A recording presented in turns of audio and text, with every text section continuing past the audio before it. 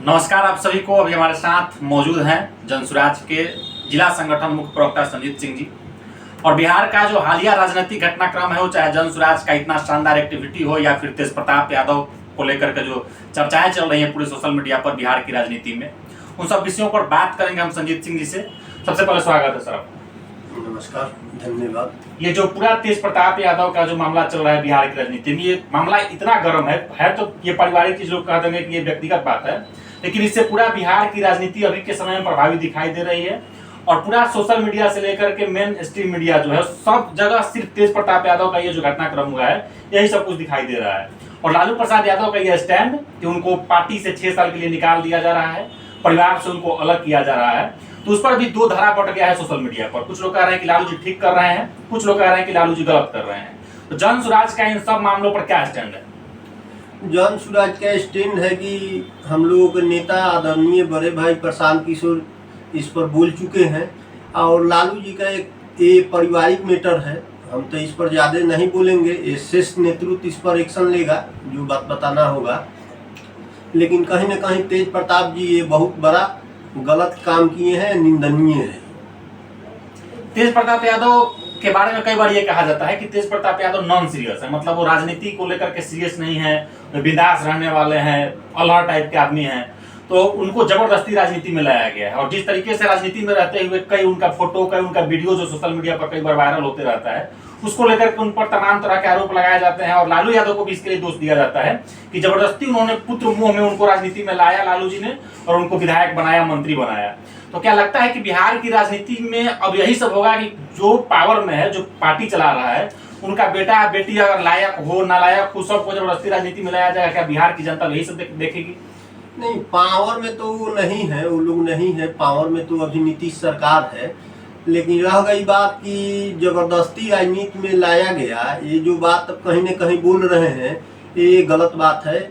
जबरदस्ती कोई राजनीति में नहीं लाएगा। तेज प्रताप जी का खुद इच्छा था तो लालू जी ने लाए हैं, ये बच्चे थोड़े हैं कि कोई जबरदस्ती लाएगा उनको।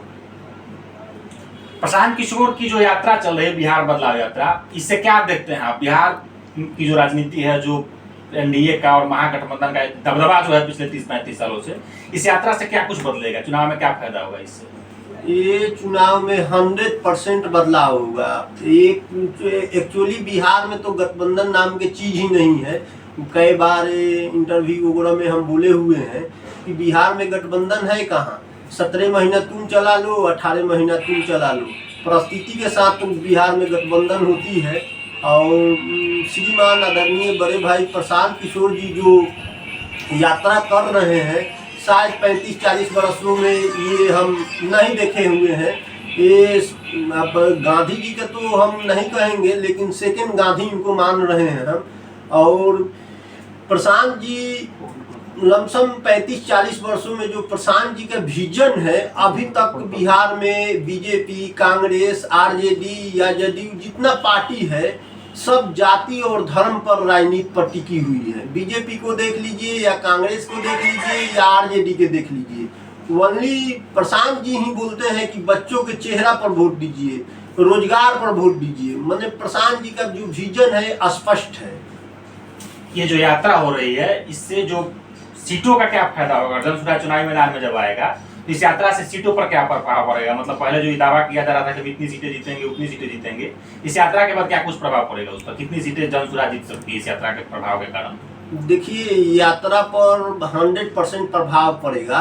ये प्रशांत जी जो कर रहे हैं, जन जागरण यात्रा कर रहे हैं, लोगों को जगाना और समझाना, अपने वोटों के अधिकार को बताना, तो ये जन जागरण है। अभी तक तो आपसे स्पष्ट बता दिए कि 35-40 वर्षों में, मतलब जब मेरा जितना उम्र हुआ, ऐसे यात्रा नहीं देखे थे, ऐसा पार्टी भी नहीं देखे थे। बिहार में तो पार्टी बहुत बनी हुई है, आप भी जान रहे हैं, पहले भी बना हुआ है तो उसको सुने हुए हैं।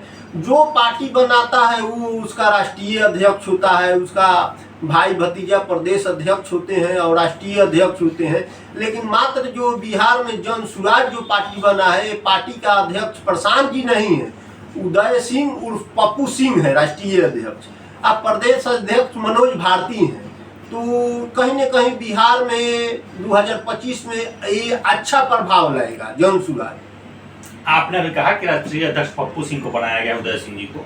जब मनोज भारती को प्रदेश अध्यक्ष बनाया गया था तब भी ये बात कही गई थी कि ऊपर से किसी को ला करके थोप दिया गया। राष्ट्रीय अध्यक्ष जब बनाया गया पप्पू सिंह को तब भी कई जगह इस तरह की बातें चली कि ऊपर से किसी को ला करके राष्ट्रीय अध्यक्ष बना दिया गया। जो प्रशांत किशोर जी के साथ पिछले 2-2.5 सालों से जो लड़के मेहनत कर रहे हैं, पदयात्रा कर रहे हैं, उनमें से किसी को मौका क्यों नहीं मिला? क्या उसमें कोई काबिल नहीं था?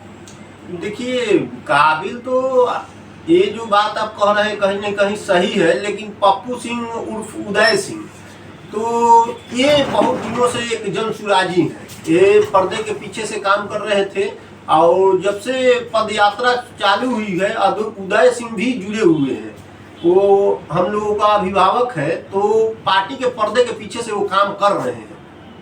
कैंडिडेट चयन कैसे होगा जन सुराज के भीतर जो 243 सीटों को? अब तो कुछ दिन ही रह चुकी है। कैंडिडेट एकदम बहुत शालीन तरीके से कैंडिडेट चयन होगा। अब कुछ दिन ही रह गया है, अब अनाउंस होगा, आप लोग सुनेंगे ही और जानेंगे भी।